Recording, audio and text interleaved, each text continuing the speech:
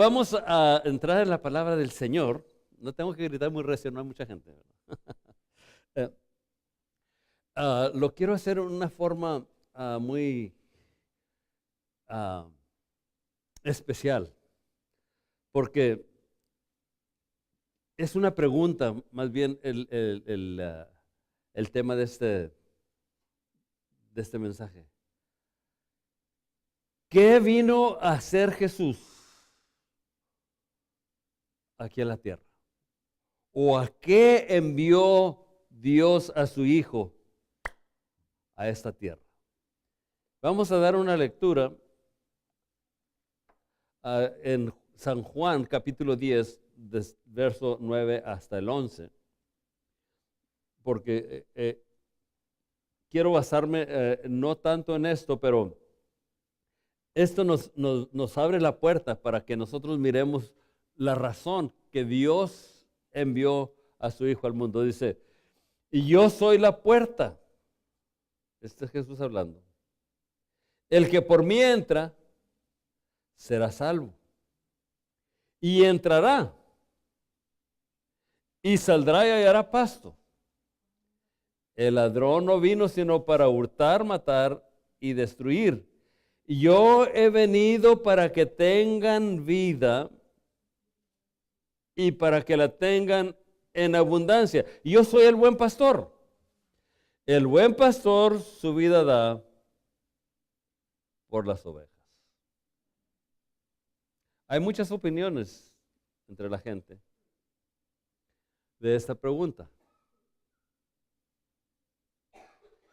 Pero la Biblia la contesta esta pregunta con exactitud. En Lucas capítulo 19, verso 10 dice, porque el Hijo del Hombre vino a buscar y a salvar lo que se había perdido. Y nos dice, ¿qué vino a hacer Jesús aquí a este mundo? Dice, el Hijo del Hombre vino a buscar y a salvar lo que se había perdido, pero dentro de esto surge otra pregunta. ¿Qué era lo que se había perdido? Y hay muchas respuestas. Alguien dice, pues, el hombre se perdió, se metió al pecado. Y así, sin fin de respuestas. Pero yo creo que es importante que nosotros sepamos, primero, a qué vino el Señor. Y sabemos que vino a buscar y a salvar lo que se había perdido. Y luego tenemos que buscar qué era lo que se había perdido. Entonces, según nosotros estamos mirando aquí en la Escritura, sabemos y nos damos cuenta que lo que se había perdido era lo que Dios le había dado al hombre, y esto es la vida abundante. Dios le dio vida abundante al hombre. Y ustedes recuerdan cuando Dios formó al hombre, lo puso en el jardín del Edén. Y en el jardín del Edén, ¿qué le faltaba al hombre? Pareja, bien dicho. Pero luego Dios le dio la pareja. Y entonces, cuando ya tuvo su pareja, ¿qué le faltaba? No le faltaba nada. Tenía completamente todo lo que él necesitaba. Si quería comer, todo lo que tenía que hacer es salir y comer. Si quería descansar, todo lo que tenía que hacer era acostarse. Además de esto, que su vida era una vida sin fin, porque no había muerte. Una vida sin pecado, porque no había pecado. Una vida sin frío, porque no había frío. Una vida sin calor, porque no había calor. Entonces había todo lo había dado. Pero el hombre perdió la vida abundante. Y a consecuencia de esto, Dios tomó unas medidas muy extremas para ejecutar lo que lo que él había dado. Y entonces, porque ya lo había perdido. Miren lo que dice el capítulo 3 y verso 22 hasta el 24 de Génesis. Dice, dijo Dios, he aquí, el hombre es como uno de nosotros, sabiendo el bien y el mal. Ahora pues, que no alargue su mano y tome también del árbol de la vida y coma y viva para siempre en pecado. Y lo sacó Jehová del huerto del Edén para que labrase la tierra de la que fue tomada. Echó pues fuera al hombre y puso al oriente del huerto del Edén querubines y una espada encendida que se revolvía por todos lados para guardar el camino del árbol de la vida. Aparentemente podríamos decir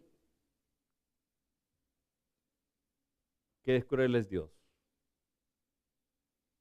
porque no solamente echó al hombre y a su mujer fuera del jardín, sino que ahora pone un querubín que lo cuide para que no vuelva. Pero se fija que el propósito de Dios, Dios es un Dios de propósito. Entonces, el propósito era no nomás que no viniera a comer para que viviera para siempre, sino para que no viviera en pecado por el resto del tiempo. El hombre iba a vivir una vida horrenda, porque separados de Dios, hermanos, es una vida horrenda. Sin Dios, una vida sin Dios es una vida sin esperanza, una vida de enfermedad, una vida de dolor, una vida de escasez, una vida horrenda sin Dios. Y Dios, para proteger al hombre, puso querubines para que cuidaran de que el hombre no volviese a él. Y esa fue la sentencia de él, que tenía que trabajar. Ahora, la diferencia es, el hombre trabajaba antes, pero no se cansaba. Qué bonito, ¿verdad? Ir y trabajar 8, 10, 12 horas, lo que fuera, y luego volver y sin ningún cansancio. Pero ahora el hombre se cansaba. Y es parte de la vida abundante. Ahora, el capítulo 3, verso 19, fíjese lo que dice ahí. ¿Okay? Vamos a ver. Le dio una sentencia. Por haber desobedecido a Dios, dice, con el sudor de tu rostro comerás el pan hasta que vuelvas a la tierra, porque de ella fuiste tomada, pues polvo eras y al polvo volverás. Entonces cayó bajo maldición, esa maldición de que tenía que trabajar duro y ahora iba a tener que morir. ¿A cuántos les gustaría morirse? Yo creo que a nadie, ¿verdad? Aleluya. Pero luego a la mujer también le dio su sentencia por haber hecho caso a la serpiente. Y en el versículo 16 del mismo capítulo 3 dice, a la mujer dijo, multiplicaré en gran manera los dolores en tu preñez, con dolor darás a luz los hijos, y tu deseo será para tu marido, y él se enseñoreará de ti. Dios no hizo a la mujer menos que el hombre. La hizo al igual del hombre, por eso se la sacó de la costilla y se la dio para que la amara, la cuidara, la respetara, pero no para que abusara de ella, que es lo que sucede ahora. Y yo no hablo en general de toda la gente, pero la mayoría de la gente, de los hombres, abusan de las mujeres. Pero dice, Él se enseñoreará de ti y con dolor vas a dar a luz tus hijos. Eva, los primeros hijos que ella tuvo antes de ser salida o que de ser echada fuera del Edén, no tuvo dolor. Estuvo sin dolor. Los dio a luz. Pero ahora, todo esto se perdió. Estamos hablando de lo que fue lo que se perdió. Ahora, otra cosa que el hombre perdió la autoridad que Dios le dio sobre todas las cosas. Si miramos el capítulo 1, verso 28 de Génesis, vemos como Dios le dio autoridad sobre todas las cosas. Dice, los bendijo Dios y les dijo, fructificad y multiplicaos, llenad la tierra y subjugadla y señorad en los peces del mar, en las aves de los cielos, en todas las bestias que se mueven sobre la tierra. Dios le dio autoridad al hombre sobre todas las cosas. Los animales le tienen miedo al hombre, pero porque el hombre ha perdido esa autoridad que Dios le dio, muchas veces un león se come a un hombre, que antes no podría hacerlo.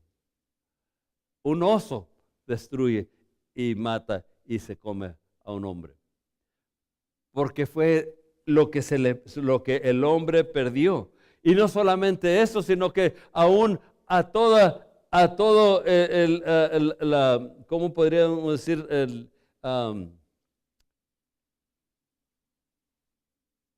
A toda la naturaleza, a toda la naturaleza, los árboles, el zacate, todo, no tenían fin, no se morían, no se destruían. Y encontramos que el hombre trajo a la naturaleza misma a un lugar, a una forma para que empezaran a también deteriorarse. Vamos a leer Romanos capítulo 8. Romanos capítulo 8, versos 19 al 23. Porque perdió la renovación de todas las cosas. Los árboles crecían y se renovaban y se renovaban. El hombre se renueva cada 7 años. Cuando nacemos,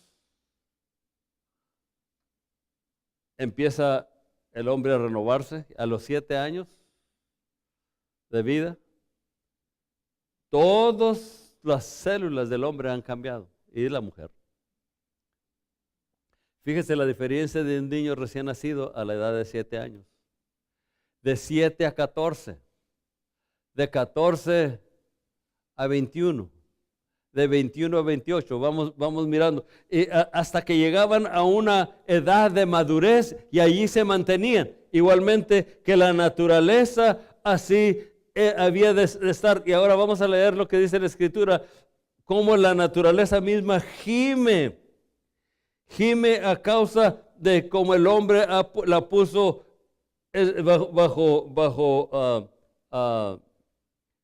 perdición. Dice, porque el anhelo ardiente de la creación es el aguardar la manifestación de los hijos de Dios.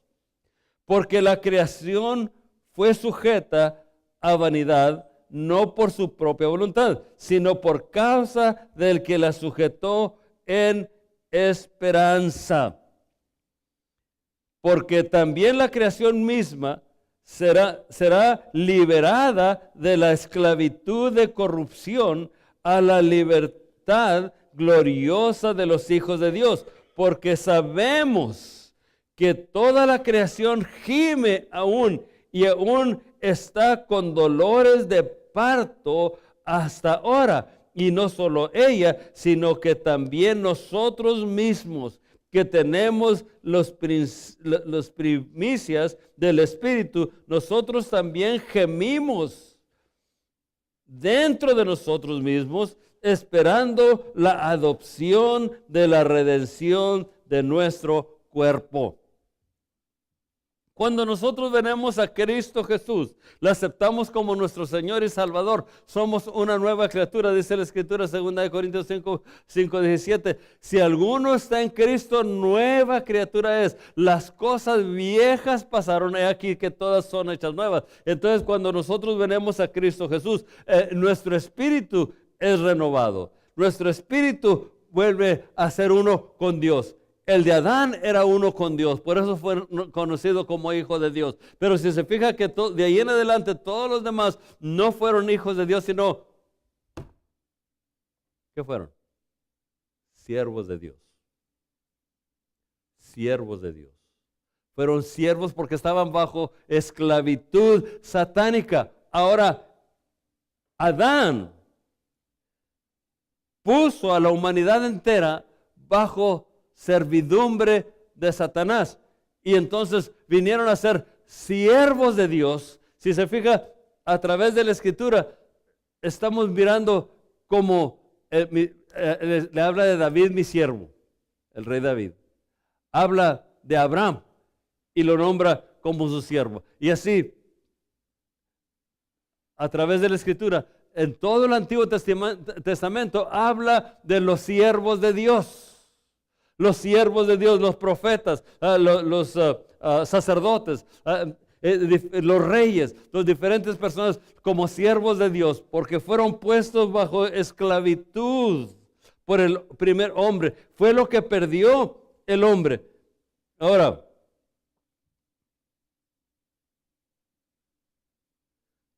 el hombre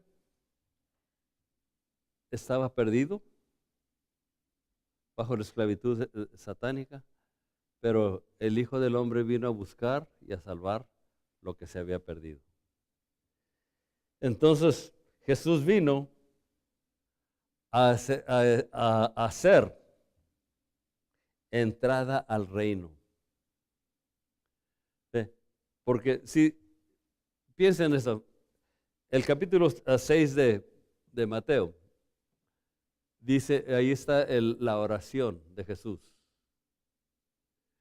Y dice, cuando ustedes oren de esa manera. Padre nuestro que estás en los cielos, santificado sea tu reino. Santificado sea tu nombre. Vénganos tu reino. Sea hecha tu voluntad en el cielo, así como lo es en la tierra.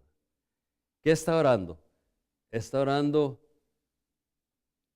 que nos reconciliemos para ser hijos de Dios. Padre nuestro que estás en los cielos. Pero luego dice, venga tu reino, que venga esa autoridad tuya para volver a tomar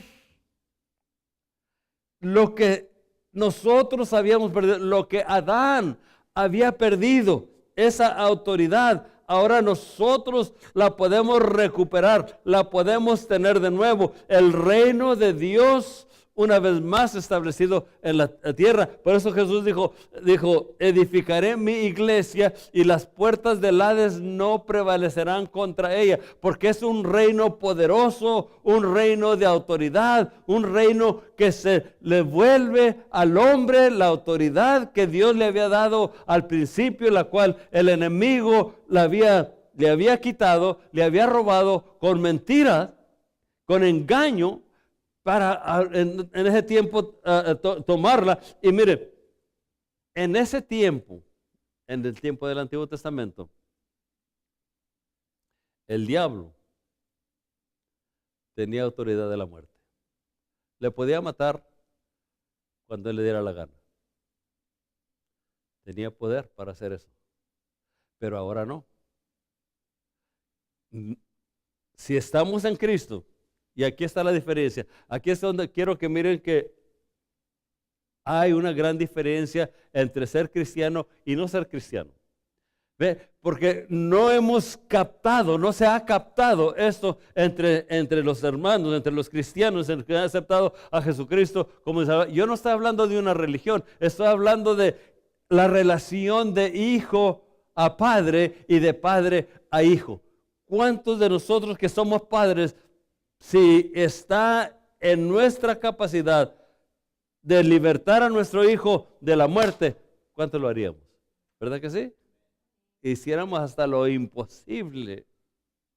Dios le es posible y entonces Él nos sacó de la muerte y nos dio vida en Cristo Jesús. Nos dio la entrada por Jesucristo. Si se fija en capítulo 10 de Juan, el verso 9. Déjeme leerlo aquí. Juan 19 dice, yo soy la puerta. Jesús está hablando, y yo soy la puerta. El que por mí entra, ¿a dónde entra? Va a entrar al reino. Y yo soy la puerta, el que por mí entra será salvo. Y entrará y saldrá y hallará pastos. Y mucha gente dice, pues ¿cómo que entra y sale? Oh, un ratito soy cristiano y otro ratito no. Entra por esa puerta y luego sale para acá, a donde está amplio, para disfrutar de todo lo que hay. Entonces, en el reino de Dios hay abundancia, en el reino de Dios hay salud, en el reino de Dios hay vida, en el reino de Dios hay todo lo que nosotros necesitamos, si nomás lo podemos creer. Lo que sucede es que en muchas ocasiones queremos estar adentro y queremos estar afuera. Queremos estar adentro, pero vivir como afuera. Mucha gente piensa que no, pues nomás todo lo que tenemos que hacer es creer en Jesucristo. No, se lleva más que eso. Tenemos que obedecerle. Dice, Jesús dijo, si me amáis, guardad mis mandamientos. El que me ama es el que guarda mis mandamientos. Porque si así fuera, mire, tan fácil así está. ¿Usted cree que el diablo va a entrar al cielo? De ninguna manera, ¿verdad? Y el diablo cree en Jesucristo. Él sabe, está seguramente, lo que es más, hace mejor que alguna gente. ¿Por qué no creen en Dios? Y el diablo sí cree en Dios, él sabe que hay. Pero alguna gente, no, yo no creo en Dios, yo no creo que Dios existe. El diablo sí cree que existe, pero sabe que no va a ser salvo, no va a entrar al cielo. Va a estar condenado, no va a estar, ya está condenado. Está sentenciado a pasar el resto de la eternidad en el lago de fuego.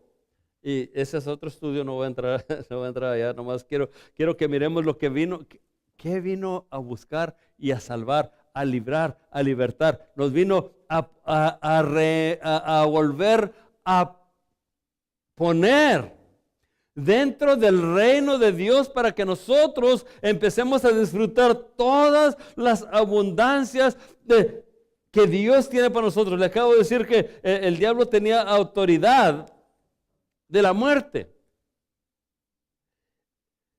Y cuando a alguien mataba o se lo llevaba a un lugar de cautividad, se le nombraba el paraíso. Pero era cautividad, cautiverio, ahí estaban encerrados. Pero Jesucristo vino a destruir al diablo mismo. Hebreos capítulo 2, verso 14. Hebreos 2:14 dice, antes de leerlo, déjeme explicar poquito algo. Dios estaba en Cristo.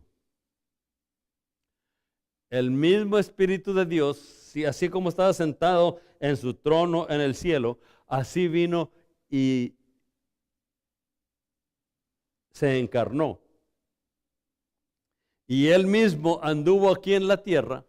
En Jesucristo dice que Dios estaba en Cristo reconciliando al mundo consigo mismo, dice la Escritura. Pero vamos a leer Hebreos capítulo 2, verso 14. Dije todo eso para que me pudiera entender lo que dice aquí.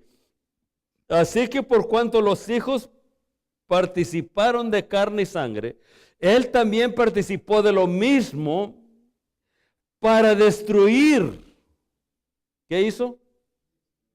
Destruir por medio de la muerte al que tenía el imperio de la muerte, esto es, al diablo.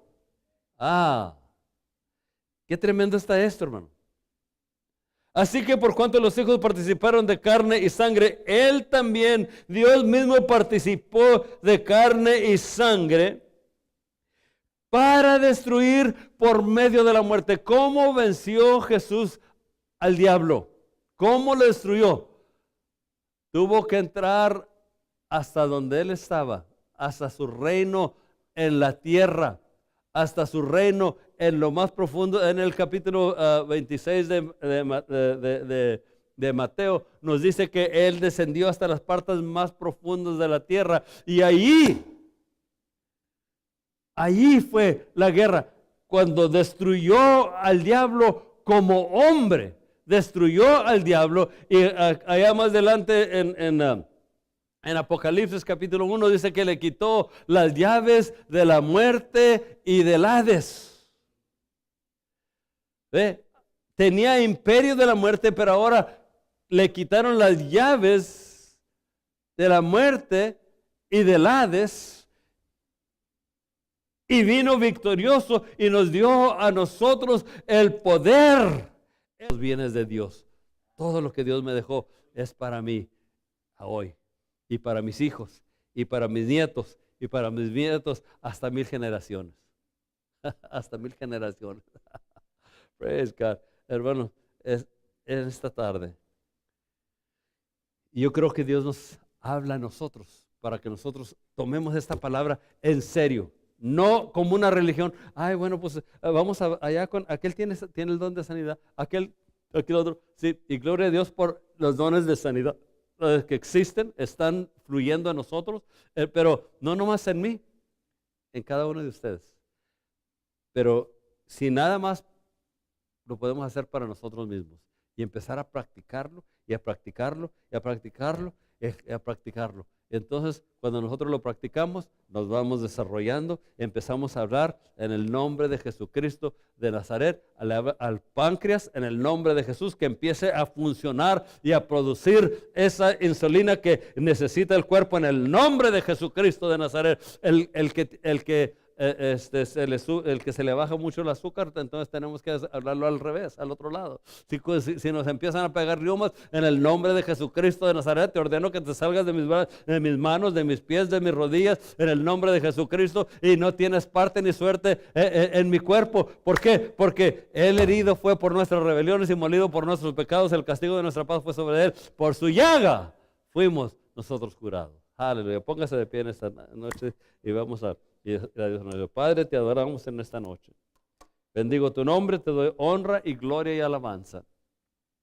Ahora, Señor, yo sé que tú, Señor, estás sanando allá en las casas donde nos están mirando. Padre, en el nombre de Jesucristo, toda enfermedad salga, toda dolencia salga del cuerpo de los televidentes. En el nombre de Jesucristo de Nazaret. Si no has recibido a Jesucristo como tu Salvador, en esta noche, dile: Señor Jesús, perdona mis pecados, lávame con tu sangre y escribe mi nombre en el libro de la vida. Te recibo como mi Señor y Salvador. Si has hecho esta oración, recibe la sanidad, recibe el perdón de tus pecados, y vente a la iglesia este próximo domingo a las 3 de la tarde, aquí en el 1220 Calle E, en Anchorage, Alaska. Si necesitas oración, comunícate con nosotros a través del teléfono o el correo electrónico. Estamos esperando oír un buen reporte. Vaya con Dios, Dios irá con usted.